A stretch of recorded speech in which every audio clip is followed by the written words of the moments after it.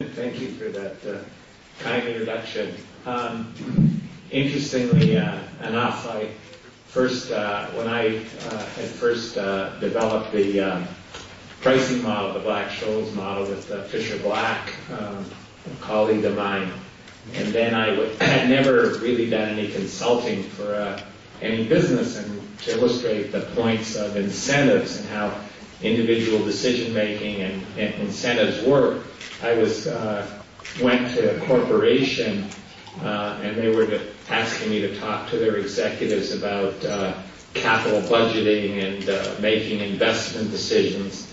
And I noticed that the group of executives were sort of falling asleep a little bit, because thinking about the cost of capital. So as I finished my talk about that, one of them asked me whether I knew anything about options, and in light of your discussion, I said, yeah, I do. I know something about options. I said, well, we have a problem that we would like you to discuss with and help us out on if you can do it. And their options were such that every time their stock went up by $1, the exercise price of the option fell by $1. And so they were worried again about the tax authorities arguing about that. They wanted to change their options as well. But here, in that discussion, since it was their money and their options, and I was telling them how to value their options and how to create an exchange for their options, their intention was immense. I mean, they were asking questions, they were riveted on it, because basically I was going to propose an exchange for them. So individual incentives and individual values are very important in economics and making economic decisions. I guess this panel is talking about the future of the financial system, but unfortunately, the patient is still in the emergency room, and as a result of still being in the emergency room, what shape the patient will be, the financial system will be in when it's ready to think about the future. Even though we currently are talking about the future, we will see. So I think that right now we have a lot of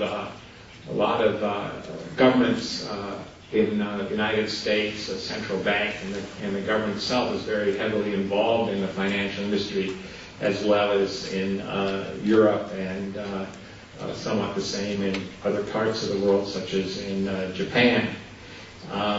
Basically, we have created a system now in the United States where the free reserves in the banking system have gone from around $8 billion to something akin to $850 billion US.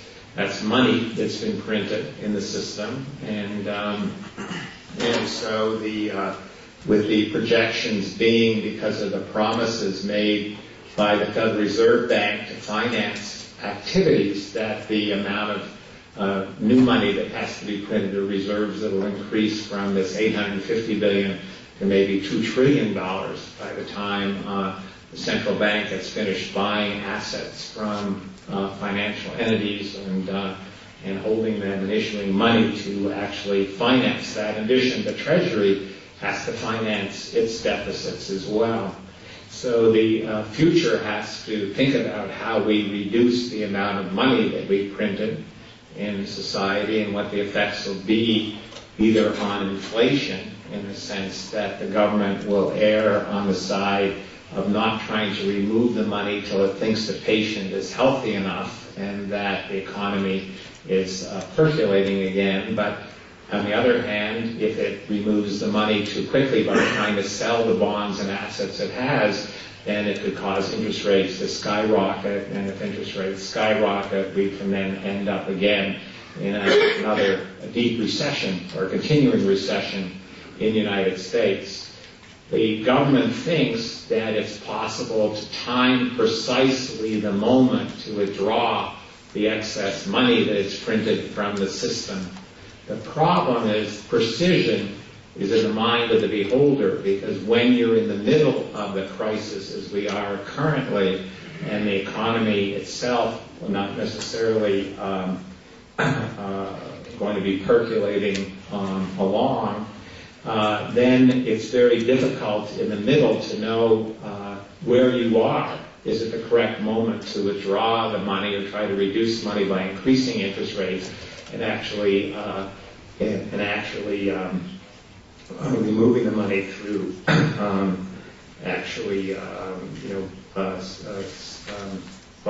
selling the bonds in the marketplace? So the issue is, if it's wrong, then we'll could potentially create a large inflation. If it's wrong and taking money out too quickly, then again it would cause interest rates to go up and create a recession. So it's very hard to try, if you have a monopoly on money and printing of money, to use that other than maybe in the best interest of society. The problem that is not recognized fully by the governments and by the central bankers of the world, that the problem we have now in society globally is we have too much debt. This is a debt crisis, and a debt crisis is far different from an ordinary recession. In an ordinary recession, we have consumption fall-offs, because of shocks and the like, and then maybe followed by investment fall-offs and then further consumption fall-offs. And we know that the natural stabilizers that exist in the European economies are such that basically to smooth out these effects. If that does work, this is not one of those types of recessions. This is a situation in which the main problem is that consumers in the United States and in Europe and other parts of the world, investors, financial entities, governments have too much debt, taken on too much debt. And as the asset values have fallen, as we know, the example, the stock market falling by 40 to 50%, it's necessary to individuals to reduce debt because of the value of the assets have fallen so dramatically. And the key then is to stop deflation of asset values, because if asset values continue to fall, the deleveraging must continue. And since we have asset sales into illiquid markets are very expensive, because individuals and entities are no longer intermediating in the markets, then it becomes very difficult to actually reduce the debt by selling assets without incurring very large costs.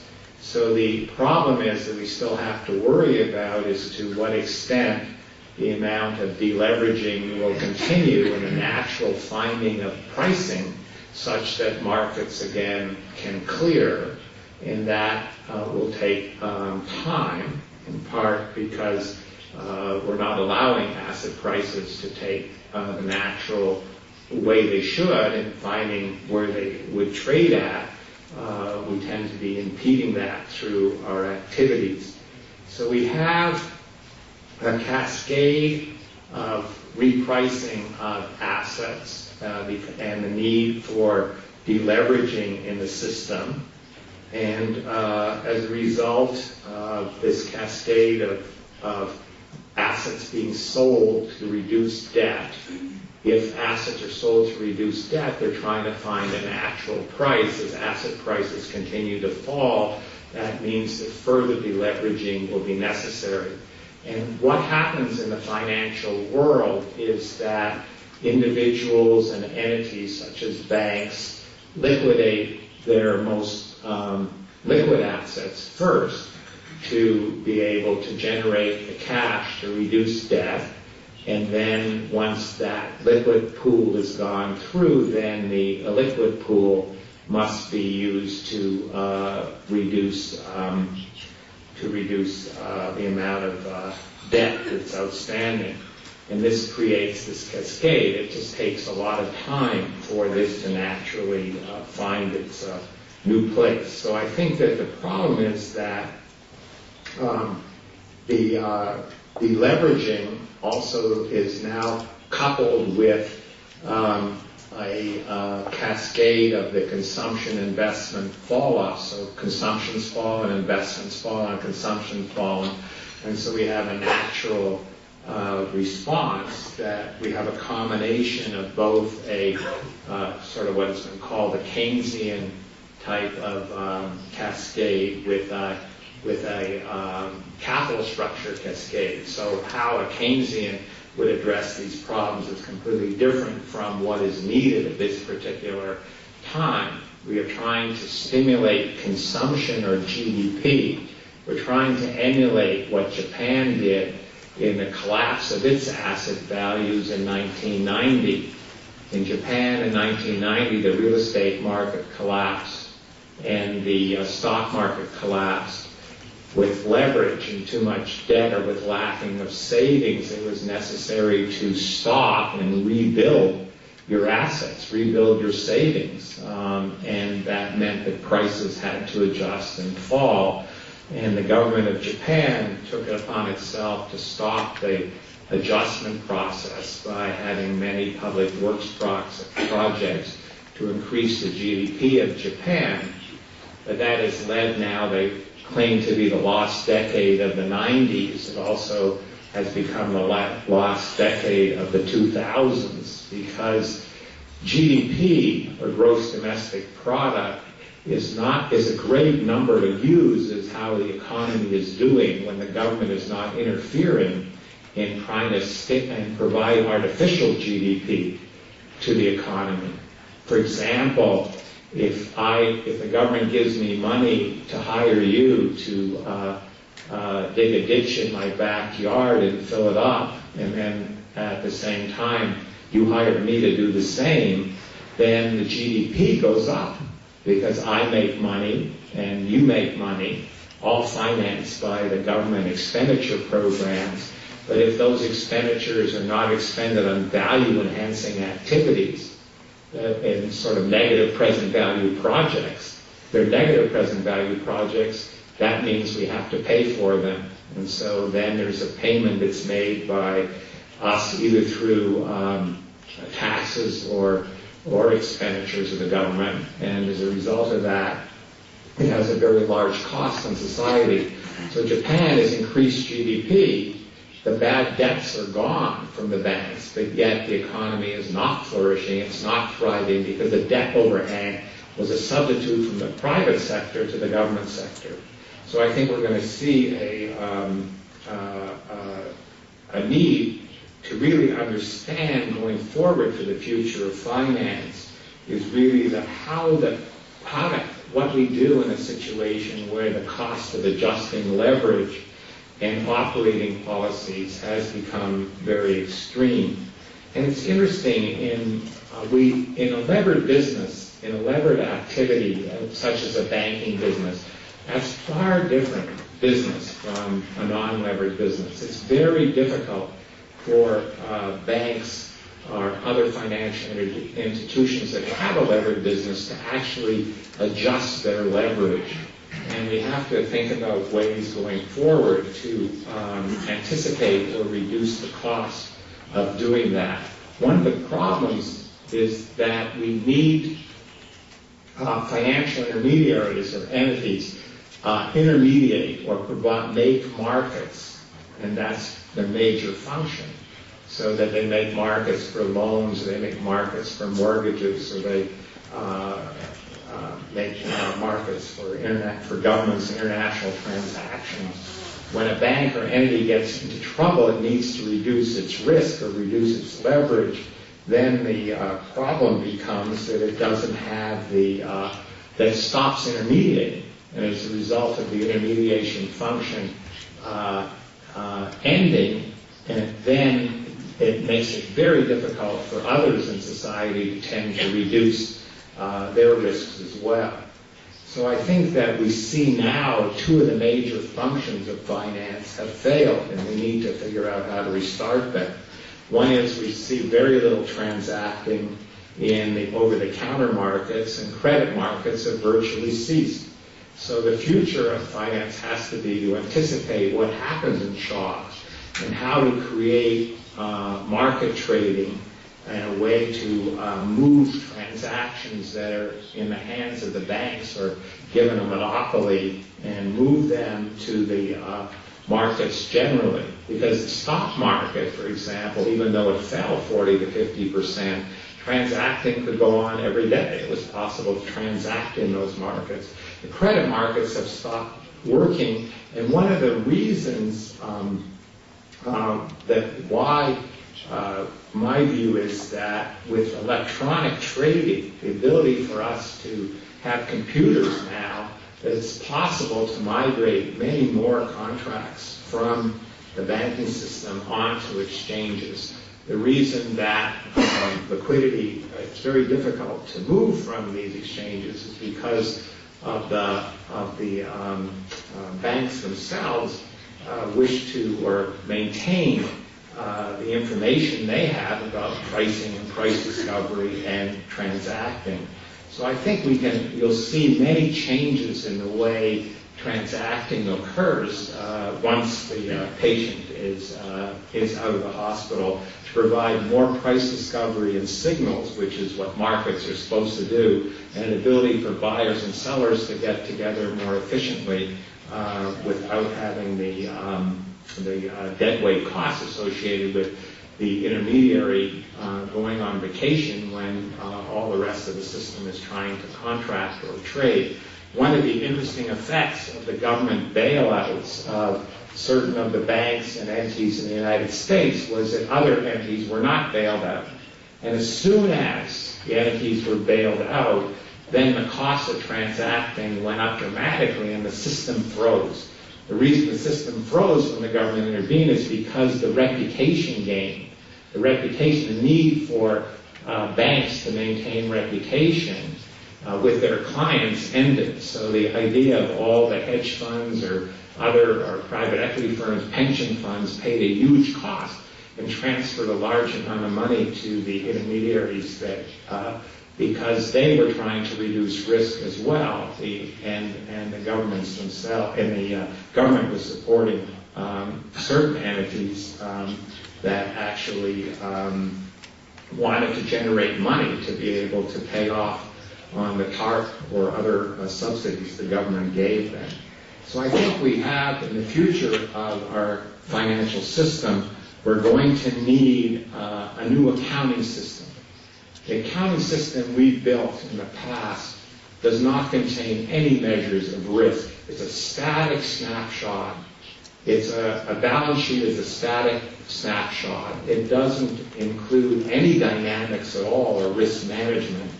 There's we talk about disclosure and transparency, but basically the problem with politicians and using the word transparency is that it doesn't take account of what we want as individuals. In other words, we want information that would allow us to assess the risks and the returns of an activity and what are the risks that the financial entities have. Well, at the same time, if I just disclose all my positions and everything that I have, it's not I've invested in. It basically doesn't define for me the risk, because risk is the other side of the coin of return. Return and risk are the same. They're just two sides of the coin.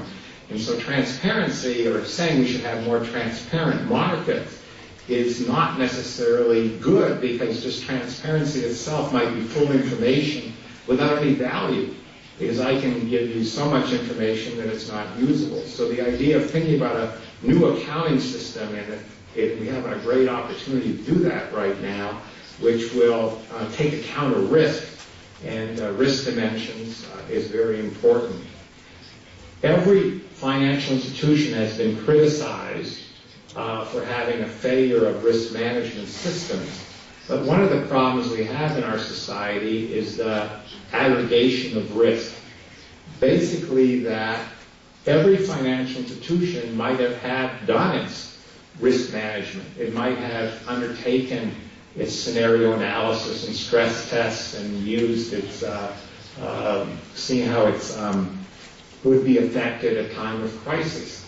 But the problem is that if the financial institution protects itself and thinks about how to handle the risk, it doesn't know what the risks are of all the other financial institutions in the system.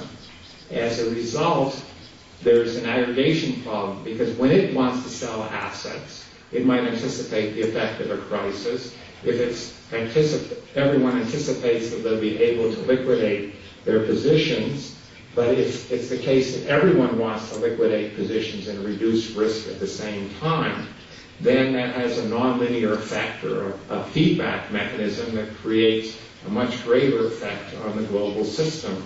So the problem is, how do we aggregate risks? How do we know what the total risks in the system are, as opposed to each entity knowing the myopic risks? And if there is to be a systemic risk regulator, as proposed, and I'm sure there will be in the future, that systematic risk regulator can't go around to each entity and say, well, this entity should be a fail, or this entity should be a success. First, the politics would be too great, the lobbying would be too great, and really the systemic risk regulator would have no real value or effect, even though one will be put into place. The value of the systemic risk regulator, in my view, would be to aggregate all the myopic risk measurements of the individual entities, aggregate them, and disseminate the aggregated information back down to the financial institutions around the world. And that new aggregated information then would give information to the banks as to the risk they're taking relative to the risks everyone else is taking. And if they see then that there's a large aggregation of risk that they didn't anticipate, then they would act to reduce risk, or reserve for the risks that they have. So I think there is a role to play for new accounting systems, new aggregation of risk, a modern accounting system that takes account of risk, aggregation of risk system that allows for information to be disseminated. That would be valuable. And I think also the capital structure of banks have to be changed. The return on equity is not a good measure. Return on equity and targeting of volatility and risk at banks is not a good measure, simply because if you increase your debt or your leverage, for example, you increase your return on equity. However, it's the case that increasing the return on equity comes through debt, also comes with the cost of increased risk. And in a system where the economy appears to be stable, the economy itself appears to be stable, then there's a tendency for firms to increase risk, for individuals to increase risk, and that means that basically with the advent of the too big to fail, or the central bankers willing to bail out failed financial institutions, that there's a tendency then to increase risk. And if the assumption of what the risk was incorrect, then basically the cost falls on the central bank and we the people through bailing out these entities. So my thinking is, if we really learn from this, we could end up in a situation where, instead of the bailout of debt holders being bailed out at the banks, that we set up a system wherein that the debt holders aren't bailed out. That would be a tremendous advantage, because then the debt holders would have to take upon themselves the governance, and have to take upon themselves the looking to see what the risks were and what the actions of the bank happen to be. I think I would like to see debt contracts at banks in such a way that if there's a systemic event, a shock to the system, that there's a systemic event, instead of we ending up with a deadweight cost of trying to adjust the capital structures of banks and the government bailing out the bank and therefore bailing out the debt holders, that the debt holders' debt automatically gets converted into a certain fraction of the bank, And that way, the bank won't have to sell assets, and the debt holders will be in a situation where they'll take on the responsibility themselves to monitor the activities of the banks and financial institutions. This conversion to a class of debt into equity is very important.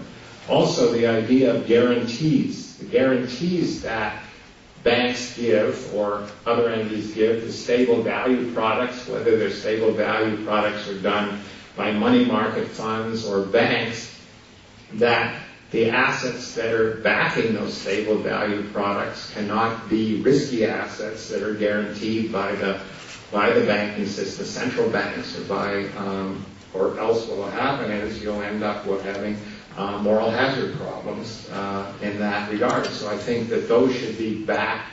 If there's a stable value product or an annuity product that's guaranteed, those products have to be invested 100% in riskless assets. You can't have it be that you promise someone you'll always get your money back, you'll always get your dollar back, and that is probability zero that could be sustained. And we've had it with insurance companies failing, we've had it with money market funds failing, we've had it with many other banks failing when the guarantees themselves are backed not by assets, but backed by the central banks. And so I think that will be something we'll also see going forward.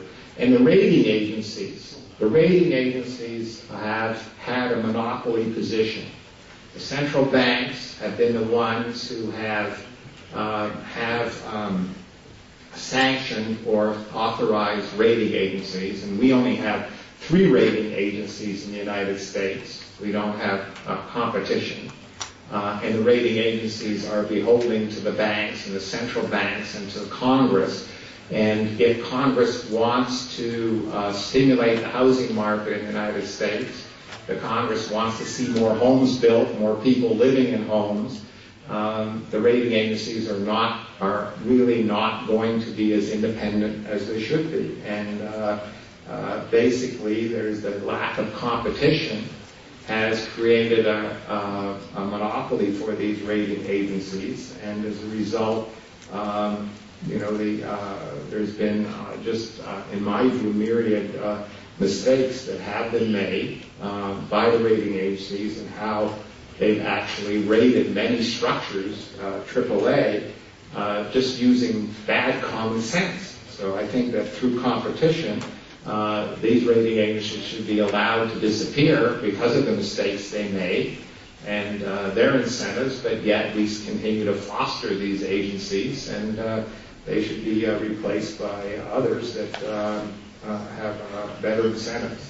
So I think I'll end there and let others talk, and we can come back to questions and further discussion later on. Thank you.